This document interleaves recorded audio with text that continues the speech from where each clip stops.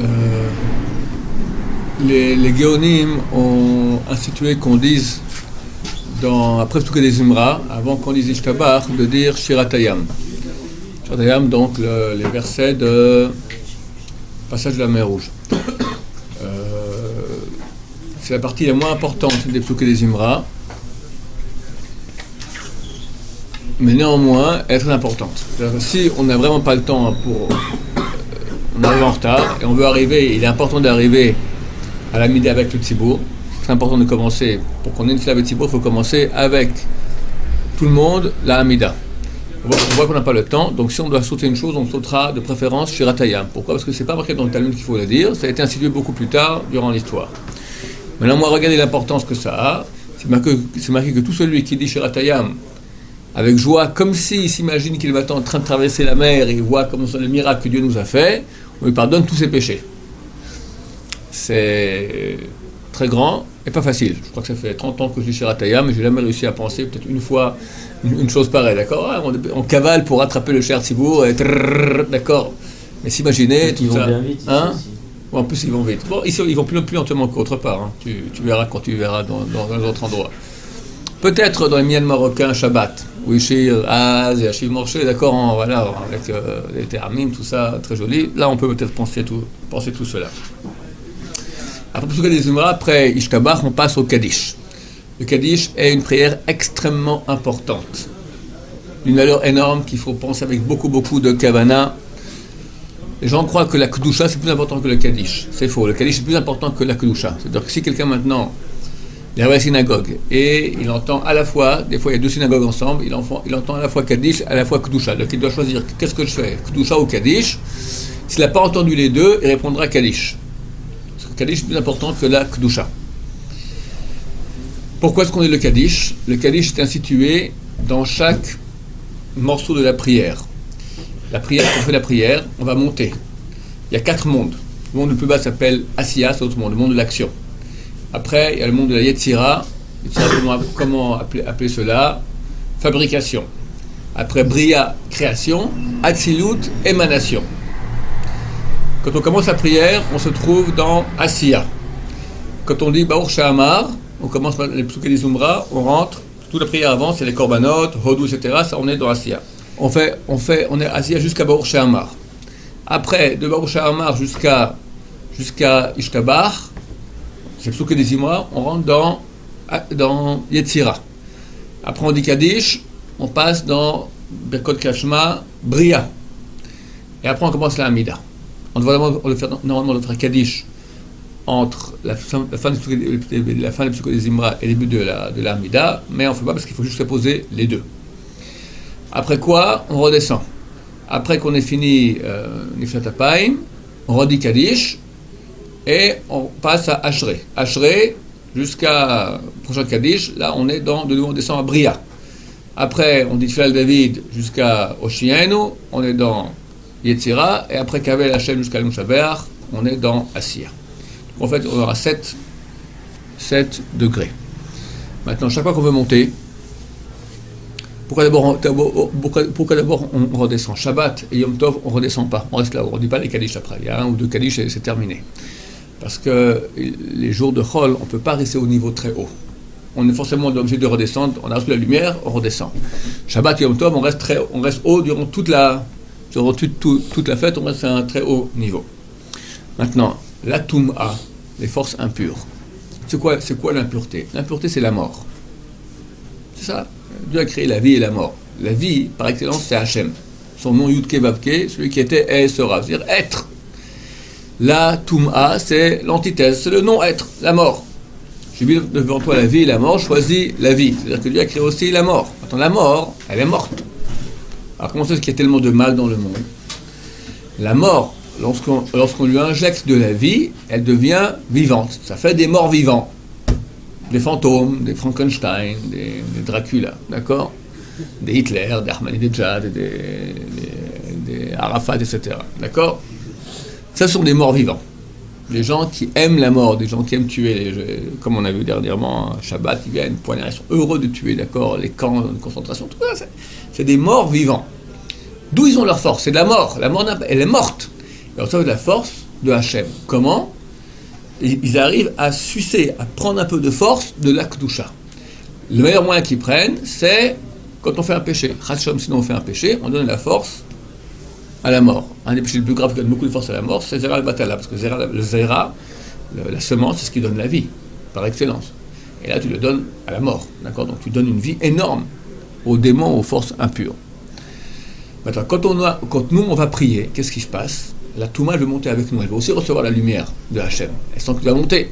Parce que d'abord, on dit Psuka des Zimra. Psuka des Zimra. Zimra, c'est quoi en hébreu? Ça signifie deux termes. Zimra signifie chanter. Et ça, c'est on peut dire les amers aussi. Mais les amers signifient aussi, Zimra signifie aussi, les amers signifient élaguer. Quand tu prends un buisson, tu veux maintenant enlever toutes les mauvaises herbes, tu enlèves les mauvaises herbes, on appelle ça élaguer, d'accord? Les amers harissim, on veut élaguer, enlever toutes les mauvaises forces. Quand on dit Psuka des Zimra, toutes les forces impures qui veulent s'accrocher, clac, on est en train de couper, tac, tac, tac, tac, et ça empêche. Pour ça, on dit aussi, on va dire aussi plutôt Maktoret, avant et après la prière. Avant pour les empêcher de monter avec nous, et après pour pas qu'elles reçoivent du flux qu'on a reçu. Plutôt Maktoret, c'est aussi une prière très puissante contre les forces du mal.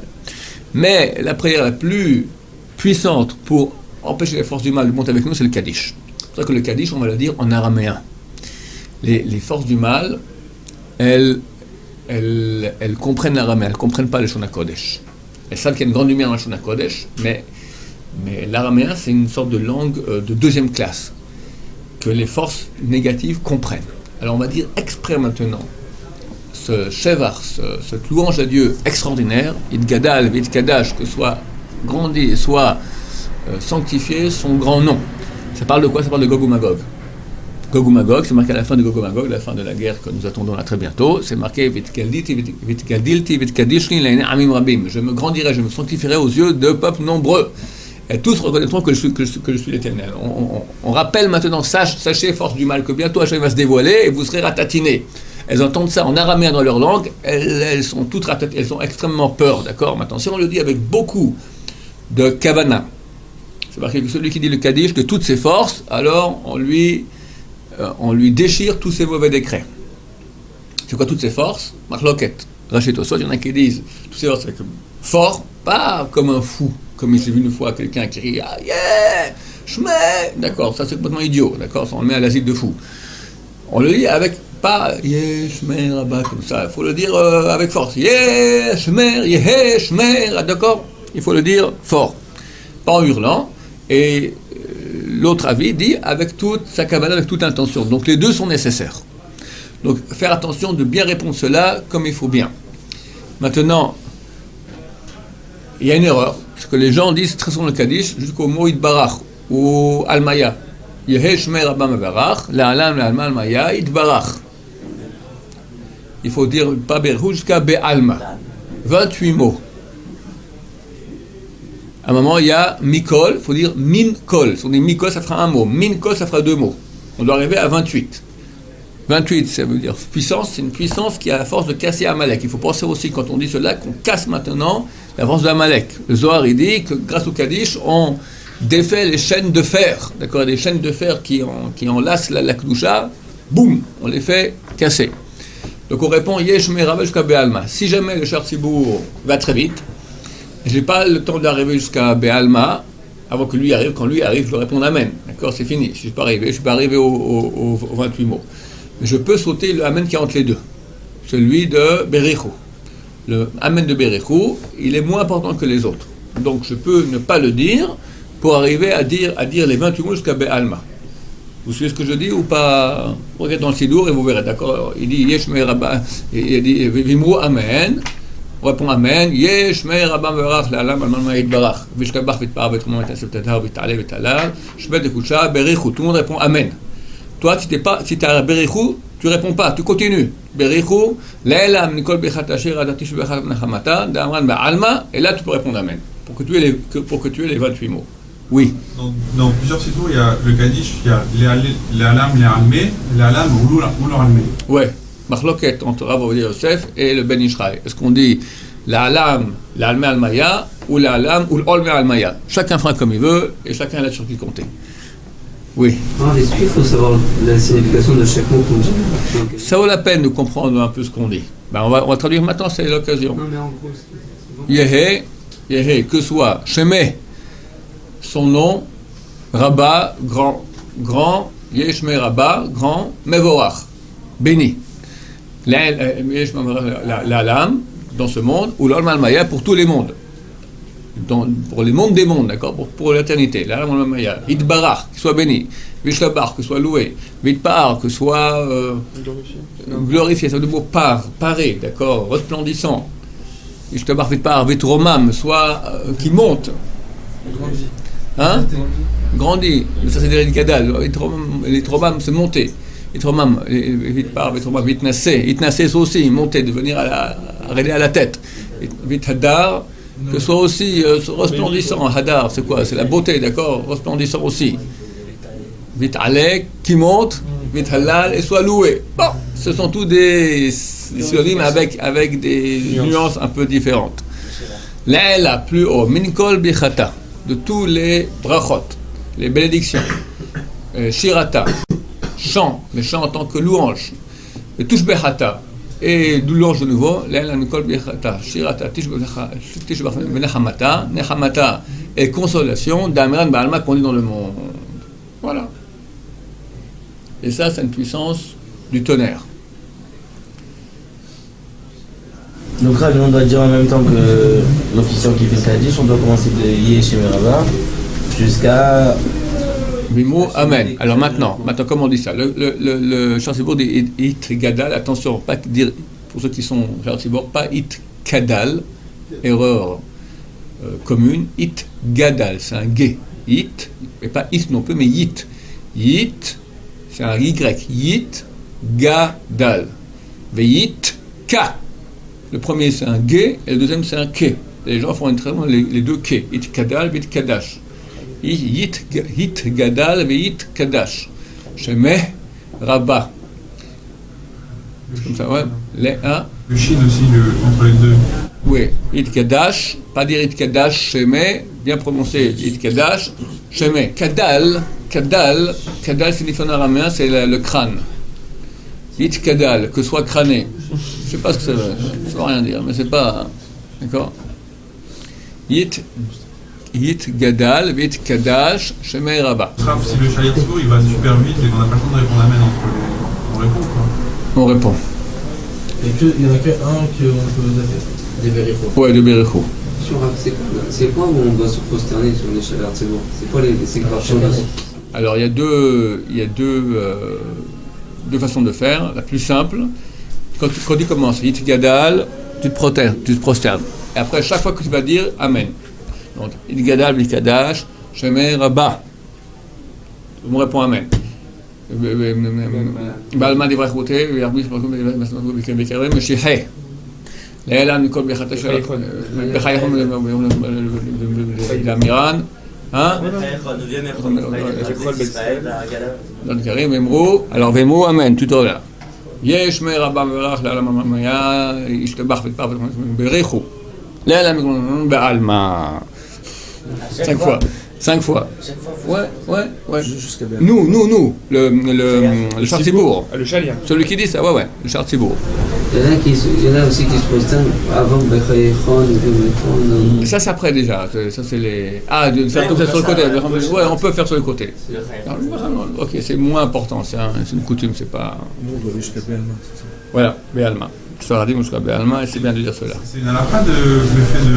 Quand dans un Kaddish, on ne peut pas s'asseoir ou... Oui. Dès qu'il y a un Kaddish, on ne peut pas s'asseoir, rester debout jusqu'à Béalma. Il ne faut pas non plus passer devant la personne qui est en train de dire le Kaddish. Yom Kippour, le Rav qui a fait la dracha Yom Kippour, il a parlé des détails de la vie, de comment faire attention. Il a raconté une histoire qui m'a marqué et je vous la raconte. Celle du Rav Yehuda Tzadka, qui était un des grands de la génération Sfarad. C'était la même génération que le Rav Ben Islam Bashaoul et le Rav Ovadia Yosef. Ils sont tous du même âge. Voilà. C'était un des grands de la génération. Il était le Rosh Yeshiva de Porat Yosef. Son fils aujourd'hui, Rav Moshe Tzadka, est le Rosh Yeshiva de Porat Yosef. Un grand qui se cachait beaucoup. Et l'élève était, le Rav qui a fait la tâche, était un jeune homme là-bas qui étudiait dans les Yeshiva. Il raconte que un jour quelqu'un vient, un Rav important, vient à la fin de la prière comme ça, il vient vers le Rav pour dire bonjour, Rav Yehuda Tzadka, un Rav important. Et le Rav se rappelle tout coup, quelqu'un est en train de dire Kaddish. Le Rav tout coup, il s'est tourné comme ça vers le Echal, pour répondre, yesh mec. Le type c'est comme ça avec la main. Kaddish. Kaddish. Nous, quelqu'un te dit, au milieu Kaddish, quelqu'un vient par exemple, tu réponds, oui, je mets Rabba, Mevarach, là. D'accord. Tu es devant Hachem maintenant, tu vas répondre Kaddish, un truc super important. C'est une prière importante. Prière importante. Pour les Ashkenazes, c'est différent, il ne faut pas aller jusqu'à... Pour les Ashkenazes, ils répondent jusqu'à Almaya. Almaya. Je ne crois même pas qu'ils disent le Idbarach. Il y en a qui disent, il y en a qui ne le disent pas.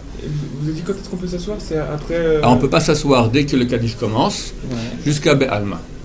Maintenant, il ne faut pas non plus... On ne peut pas attendre le 5e amen. Alma, c'est le 5e amen. Et oui. Ah, c'est le 5e. Maintenant, il ne faut pas non plus, il y a des gens qui voient que le Kaddish va commencer, ils s'assoient vite, d'accord? C'est pas conseillé non plus. Ah, ok, c'était 2-3 secondes avant, ça va. Si tu vois que ça devient ridicule, tu t'assois vite pour pas...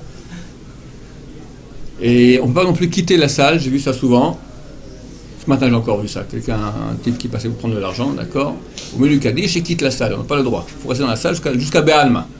Après, tous les autres amens qu'il y a, alors ils sont beaucoup moins importants, il faut les répondre bien sûr, mais on peut s'asseoir, on peut même parler entre, c'est pas très bien, mais on peut parler entre, et on peut aussi quitter la salle au milieu, enfin, entre ces aménim. Pendant le chemin d'Israël, si on s'arrête quel Kaddish, on est dans la... Oui, alors maintenant... On peut reprendre à partir de l'allemand? Oui, dans l'Amida, je rappelle que si maintenant on est dans l'Amida, normalement c'est marqué dans le Shulchan Aruch qu'il faut s'arrêter, oui, il y a ou la Kedusha ou le Kaddish, il faut s'arrêter et penser la Kedusha et le Kaddish. C'est quoi penser la Kedusha? Kadosh, Baruch et Imloch, et penser Kaddish, Yesh Meraba, les 28 mots jusqu'à Be'alma. Mais c'est la condition expresse. Deux conditions. D'abord que tu entendes le She'er Tzibur, parce que tu dois penser ce que lui dit, et pas ce qu'on répond tous les gens. Deuxièmement, il faut que le She'er Tzibur te rende quitte. Comme ça avec le Ben Ishraï. Rav Moshe Feinstein dit non, que le She'er Tzibur de son rôle de titre de She'er Tzibur, même s'il ne pense pas te rendre quitte, de facto il te rend quitte. Mais c'est mieux, si quelqu'un est She'er Tzibur, ou si quelqu'un peut aller dire au She'er Tzibur, s'il te plaît, moi je fais longuement, je prie longuement. Quand tu fais la Kedusha et tu fais le Kaddish, d'abord tu réponds fort pour que je t'entende, et deuxièmement tu penses me rendre quitte. Et là, il faut qu'ils ont ici, ils ont un manque de poumons, d'accord? Les gens répondent tout Kadosh, Kadosh très fort, à lui Kadosh, Kadosh, on entend à peine, d'accord? Des fois, tu en as un qui répond très fort à côté de toi, qui te cache le She'er Tzibur, tu n'arrives pas à l'entendre. Donc c'est important de pouvoir entendre le She'er Tzibur, et important qu'il te rende quitte. Baruch Adonai,